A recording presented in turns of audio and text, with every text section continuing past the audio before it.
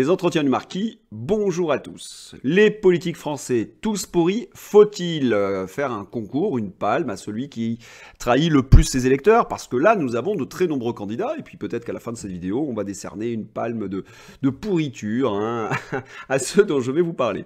Mais auparavant, je tenais à vous dire que je suis ravi de vous retrouver. Oui, vous avez un petit peu compris déjà, je suis chez moi en France, en vacances. Alors c'est pour cette raison que je ne peux pas faire autant de vidéos, je suis en retard dans la réponse de vos commentaires. Ça me fait toujours plaisir que vous écriviez parce que justement, j'essaie de faire en sorte que cette chaîne soit un espace de liberté pour que les patriotes puissent dire ce qu'ils pensent. Parce qu'on est de plus en plus censuré, on est de plus en plus contrôlé. Alors qu'il y ait comme ça, des petits espaces de liberté, c'est formidable. Alors sachez que ce n'est pas moi qui efface vos commentaires, c'est pour moi un mystère. C'est pour cette raison que je fais un appel à des gens qui ont des chaînes. Est-ce que vous avez déjà eu ces mêmes problèmes, des commentaires qui disparaissent? Et j'ai d'autant plus remarqué, ce sont des commentaires auxquels j'ai répondu. J'ai l'impression que c'est quand je réponds, ça n'enregistre pas en fin de compte. C'est-à-dire que je les efface en répondant. Alors, si vous avez été victime de ce genre de choses, n'hésitez pas à le me dire, parce que j'ai remarqué en allant directement sur la chaîne YouTube, sur les commentaires, parce que moi j'ai un service sur YouTube de commentaires, que parfois quand je like, les likes ne sont pas mis, il y a vraiment des choses un peu étranges. Donc, si vous êtes un peu habitué à de ce genre de choses, dites-le moi et expliquez-moi comment je peux corriger ce genre de choses. Alors la palme du plus pourri, c'est compliqué parce que qu'est-ce qu'il y a comme candidat? Alors on va commencer par une NUPES. Une NUPES, Manon Aubry, députée européenne. Alors elle s'est fait attraper parce que elle a voté pour la prolongation du pass vaccinal européen jusqu'en 2023 alors qu'elle avait l'air de s'y opposer. Quand on regarde les vidéos de Manon Aubry, elle nous explique que la vaccination est indispensable et qu'elle n'est pas contre en fait l'idée du pass vaccinal en tant que tel. Non, elle est contre la méthode, c'est un peu brutal, c'est une restriction des libertés. Voilà, hein, c'est les NUPES, on voit bien avec Mélenchon, ils ne sont pas très à l'aise avec ça. Ils disent des choses aux électeurs pour les abuser, et puis quand ils sont derrière, ils votent la prolongation du pass vaccinal européen. Alors comme elle s'est fait attraper les deux doigts dans la confiture, elle nous a fait une sorte d'embrouillamie complètement ridicule en nous expliquant qu'elle s'était trompée de bouton. Hein. J'ai envie de dire que si ces gens-là ne sont pas capables de voter au Parlement européen, il faut qu'ils aillent vendre des fraises sur les marchés, hein, qu'ils laissent des gens compétents à leur place. De toute façon, on n'y croit pas un instant parce que Mélenchon nous a fait le coup au moins une centaine de fois. Chaque fois qu'on l'attrape en train de voter une loi contre laquelle il était censé s'opposer, il nous explique qu'il s'est trompé de vote mais qu'il a corrigé. Il faut savoir qu'on ne peut pas corriger un vote puisque, évidemment, il est bloqué. Des mensonges, des revirements, des trahisons. Bien, Manon Aubry, pas mal hein, pour une palme de traître. Remarquez que dans le camp NUPES, on a l'embarras du choix des traîtres. Hein. Je pense par exemple à notre ami Yannick Jadot. Yannick Jadot, qui fait la courte échelle hein, pour obtenir un poste de ministre auprès d'Emmanuel Macron, il est prêt à travailler dans un gouvernement d'unité nationale.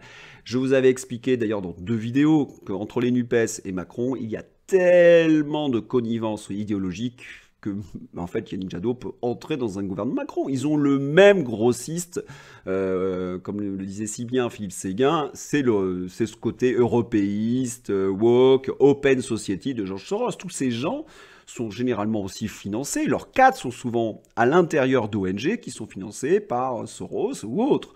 Donc, il est tout à fait normal qu'ils se retrouvent derrière Emmanuel Macron. Ce qui m'avait fait de la peine, et c'est pour ça que j'avais fait cette vidéo, vous ne pouvez pas voter pour un écologiste en pensant qu'il va s'opposer à Emmanuel Macron. Non, il se retrouvera naturellement dans sa majorité. Donc, les traîtres, on avait vu Roussel, évidemment, les écologistes. Alors, il n'y a pas de souci à cela. Alors, on va revenir d'ailleurs aux députés européens. J'allais les oublier, tous ces députés européens qui ont trahi leurs électeurs et leurs convictions. Je pense à Nadine Morano, dont j'avais dit du bien, parce qu'elle avait dit oui, moi je vais m'opposer à Emmanuel Macron, là, hein, on va être des opposants, on ne sera pas à la roue de secours. Olivier Marleix d'ailleurs a repris cette formule. Eh bien, notre amie Nadine Morano, elle aussi, à l'Assemblée européenne, a voté la prolongation du pass vaccinal. C'était la même qui nous expliquait qu'elle ne voulait pas faire une 3e dose. Hein. Vous voyez un petit peu la duplicité de ces gens-là. Ouais, combien de temps cela va durer? Alors, est-ce que vous préférez Manon Aubry ou Nadine Morano pour la palme de la belle crapule politique hein, qui trahit ses électeurs? Parce que Il y en a d'autres de crapules naturelles, je pense à l'atlantiste Raphaël Glucksmann. Hein. Je vous invite à ceux qui n'ont pas vu la vidéo de la revoir à la lueur des événements ukrainiens et vous verrez, j'ai dit beaucoup de choses. Alors c'est pourquoi j'ai mis Léa Salamé en même temps, parce que c'est son épouse, donc déjà il y a une connivence en termes politiques et journalistiques, ce genre de mariage, si je puis m'exprimer ainsi, c'est tout à fait écœurant, ça ne devrait pas exister, Léa Salamé ne devrait plus être à la télévision. Eh bien, Raphaël Glucksmann, lui aussi, a voté la prolongation, mais lui s'en est jamais caché, alors c'est une demi-pourriture en fin de compte, voilà. Quant à Nathalie Loiseau aussi, qui a voté la prolongation du pass vaccinal, elle était pour, donc en même temps, puis Nathalie Loiseau, on sait même plus ce que c'est. Alors, autre homme politique qui, lui, trahit ses convictions, trahit son camp, c'est évidemment Robert Ménard, hein, qui se répand dans la presse en expliquant qu'il pourrait être un ministre d'Emmanuel Macron. Alors, Ménard, c'est la chanson de l'opportuniste, hein. Il retourne sa veste toujours du bon côté, il a été élu grâce aux voix des patriotes à Béziers, et puis maintenant, il est prêt à aller dans un gouvernement Macron, avoir sa petite voiture de fonction avec ses motards, hein, et mener la grande vie. Il est littéralement écœurant, ce type. Mais quand on se connaît un petit peu ses réseaux, on n'est pas, comment dirais-je, très étonné de ce revirement, de cette trahison. Lui, il est sur le podium quand même, Ménard. C'est véritablement le traître absolu. Alors, j'ai parlé de nombreux traîtres, on va quand même évoquer... Ah, si, celui-là, j'allais l'oublier. Je regarde un peu mes photographies. Damien Abad. Alors Damien Abad, c'est un feuilleton. Il n'y a pas une semaine sans qu'une femme porte plainte pour viol. Et il y en a une qui a porté plainte hier pour viol contre Damien Abad. Je pense qu'il ne restera pas au gouvernement. Ce traître, celui qui a trahi évidemment les LR, il est pas mal dans le genre, hein, Damien Abad. Alors, il y a aussi quelqu'un qui trahit ses convictions de manière tout à fait insupportable. C'est la ministre de la Santé, Brigitte Bourguignon. Pourquoi? Parce qu'elle a perdu dans les urnes et que normalement, la tradition républicaine voudrait qu'elle démissionne de son poste de ministre de la Santé. Qu'elle puisse faire une recommandation, alors qu'elle n'est plus légitime, puisqu'elle n'a pas démissionné, c'est quelque chose qui est à mon avis encore inouï. Comment peut-on mentir autant aux électeurs? D'affirmer quelque chose et de ne pas le faire. Moi, c'est ma favorite hein, pour la trahison quand même. Parce que on ne peut pas affirmer qu'on démissionnera si on n'est pas élu député, qu'on reste ministre et qu'on donne en plus des recommandations. Et on a besoin, quand on est ministre, d'avoir cette légitimité démocratique. Elle ne l'a plus. Elle ne respecte pas sa parole. Elle a menti. Moi, je lui fournirai la palme. Alors après, dites-moi ce que vous en pensez, mais franchement, là, le niveau, il est total, il est absolu. Elle devrait disparaître, cette dame, évidemment, du ministère de la Santé. Alors, il y a des gens, malgré tout, qui se comportent bien. Alors, j'ai parlé des pourris. J'ai été assez rassuré par ce qu'a dit Jordan Bardella. Il a bien expliqué que lui, il ne votait pas la prolongation du pass vaccinal et qui s'opposerait à la politique du gouvernement. Il a été assez ferme dans son discours, donc je prends acte. Il faut reconnaître que Jordan Bardella, c'est un gars talentueux. Et ce qu'on espère du Rassemblement national, c'est qu'il tende la main aux autres patriotes et qu'on arrive à faire ce gouvernement, cette union hein, qui nous permettrait de sauver notre pays. Parce que c'est ça l'objectif de l'Union des Patriotes, c'est sauver la France, c'est sauver notre pays, qui est vraiment bien mal en point sous les politiques d'Emmanuel Macron. Je voudrais aussi parler de quelqu'un qui est assez intéressant, c'est Olivier Marleix, c'est un LR. Alors, il y en a certains qui m'ont dit, que pensez-vous d'Olivier Marleix? Bien, je prends acte que c'est quelqu'un qui s'est opposé frontalement à Emmanuel Macron. C'est lui qui a sorti le dossier Alstom, c'est lui qui l'a suivi, c'est celui qui a fait en sorte qu'il y ait une action judiciaire, c'est lui qui fait pression sur la justice pour que l'instruction aille jusqu'au bout. C'est véritablement l'ennemi d'Emmanuel Macron. Le fait que les LR l'ait choisi comme chef de groupe à l'Assemblée nationale, c'est un signe, c'est un double signe. Premier signe à Emmanuel Macron, les LR seront vos opposants, et d'ailleurs il les répète, nous ne serons pas la roue de secours, nous ne serons pas la boîte à outils, etc. Ceux qui ont trahi ont déjà trahi, et cela envoie d'ailleurs un signe aux troupes LR qui seraient tentées par rejoindre Emmanuel Macron, et là aussi, si vous faites ça, vous serez exclus. D'autant qu'Olivier Marleix a dit « Moi, je suis incompétent ». corruptible, en voulant dire Macron, lui, il est corruptible, et puis il y a d'autres candidats LR, ils le sont très fortement. On pense à Nadine Morano qui vous dit blanc un jour et puis noir le lendemain. Donc c'est plutôt un bon signe, et j'espère qu'Olivier Marleix sera ouvert vis-à-vis de la droite patriotique, et qui, comme cela, ils feront une sorte de groupe RN LR, et puis on espère évidemment que il y a aussi Dupont-Aignan qui pourrait les rejoindre, il y a des non-inscrits qui pourraient aussi former ce groupe et peser très fortement dans la vie démocratique française. En tout cas, on l'espère. Et aux prochaines élections, à la prochaine dissolution, on espère aussi une grande union des patriotes. Voilà pour cette vidéo.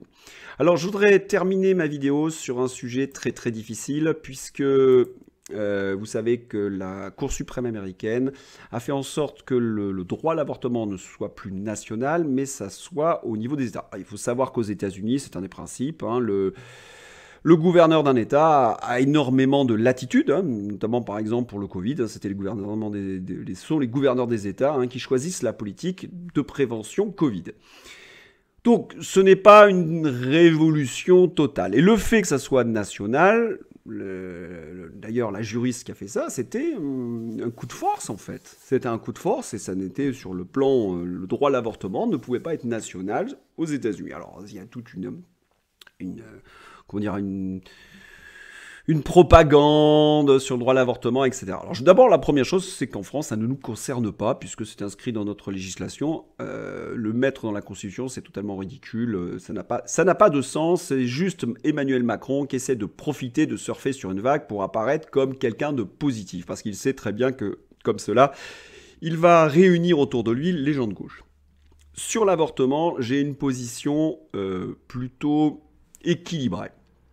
En effet, la loi Simone Veil a permis d'éviter des cas difficiles. Il y avait toute une série de jeunes filles qui allaient voir ce qu'on appelait des faiseuses d'anges. Elles avaient des aiguilles à tricoter et puis elles avortaient de manière un peu barbare, hein, dans une énorme souffrance, ces jeunes femmes qui, à l'époque, on disait qu'elles avaient fauté.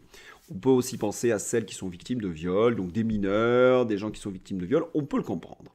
Ce qui me gêne, c'est qu'aujourd'hui, c'est 220 000 avortements et que certains estiment que c'est un droit. Un droit, ça, normalement, quand on parle de droit, il y a des devoirs. Et on équilibre entre le droit et les devoirs. Or, certaines femmes, et je suis bien obligé de le dire, je sais que je vais avoir des commentaires extrêmement négatifs, utilisent cela comme un moyen de contraception. Et ça, cela me dérange. Parce que quand on a un respect, quand on est justement humaniste, on a un respect de la vie. Et qu'il y a quand même quelque chose de très très beau, c'est qu'entre un homme et une femme, quand ils s'unissent et qu'ils arrivent à faire cet enfant, le supprimer par confort, c'est quelque chose que je ne peux pas comprendre. Je suis un homme de devoir et c'est quelque chose que je ne peux pas comprendre, hein, je vous le dis. Et ça me dérange énormément. Et 220 000 enfants, c'est tout ce qui manque en fait à la nation. Et quand on est dans un État, eh bien, quand on est un homme, on donne son corps à la nation hein, pour se battre. On meurt. Hein. J'ai fait mon service national. J'étais prêt à mourir pour mon pays. C'est cela. Et quand on est justement un homme et une femme et qu'on se marie, on donne des enfants à la nation pour construire, pour payer aussi les retraites de nos grands-parents, pour essayer de faire en sorte que ce pays soit florissant. Un pays dynamique, c'est un pays qui a des enfants. Et aujourd'hui, dans l'idéologie sybarite, je dis bien sybarite, je ne parle pas de l'hédonisme, je parle de sybarite. Le sybarite, c'est celui qui en fait ne pense qu'à ses instincts, bouffer, baiser, boire, se droguer. Ou, voilà. Pour moi, le sybarite, c'est l'homme de gauche par excellence. C'est-à-dire qui au-delà de ses grands mouvements lyriques, il ne pense qu'à lui, qu'à son petit trou du cul. Hein. C'est ça, c'est l'horizon indépassable, c'est son petit trou du cul. À ses petits besoins, ses petites choses. L'homme de gauche, c'est un petit bourgeois, égoïste. Et j'ai vu une photo qui m'a véritablement alerté. On voit une femme enceinte de 6-7 mois. Elle a écrit sur son ventre « Ceci n'est pas un être humain ».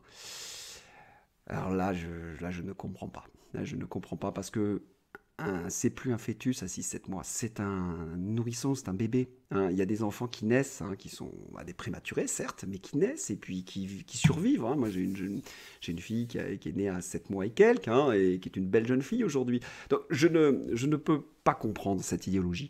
Et vous savez, si vous avez suivi mes vidéos, j'en avais déjà parlé, ils ont essayé de faire en sorte que l'avortement aille jusqu'à 9 mois.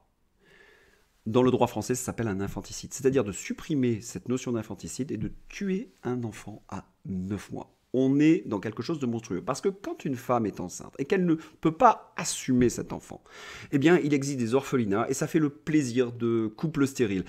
Et là, je voudrais une anecdote personnelle, parce que j'ai dans mon entourage des femmes qui ont beaucoup avorté. Alors, je suis évidemment très critique vis-à-vis de cela, et qui se sont retrouvées à un âge où la fertilité, elle baisse, et elles ne peuvent plus avoir d'enfants. Et vous imaginez le regret par la suite. Tout simplement parce qu'elles ont été victimes d'une illogie. Je parle de femmes qui étaient en couple, hein. Je ne parle pas de femmes qui ont eu une aventure d'un soir, ça peut se concevoir. Encore que, je ne suis pas d'accord, mais ça peut se concevoir. Mais dans un couple, en disant c'est pas le moment, et puis le jour où elles décident c'est le moment, eh bien ça ne marche plus. Alors il faut faire attention à tout cela. Le droit à l'avortement, ce fameux avortement, ça ne peut pas être un moyen de contraception. Quand on est un adulte, quand on est un citoyen, on maîtrise sa sexualité. C'est la première chose. Un homme ne doit pas violer des femmes, et des femmes doivent faire attention justement avec leur fertilité. Ça fait partie véritablement du b.a.-ba de l'apprentissage du citoyen. Et aujourd'hui, dans une dérive ultra-libérale, où on ne pense qu'à ses plaisirs, on ne veut plus voir ce qu'on appelle le tragique de la vie. Et un jour ou l'autre, eh bien, il se venge et on le prend en plein dans la face, ce tragique. Voilà, c'est ce que j'avais à dire. Si vous n'êtes pas d'accord, dites-le moi. Nous sommes en démocratie, on a le droit de débattre, on a le droit même de s'engueuler. Voilà, c'est comme ça.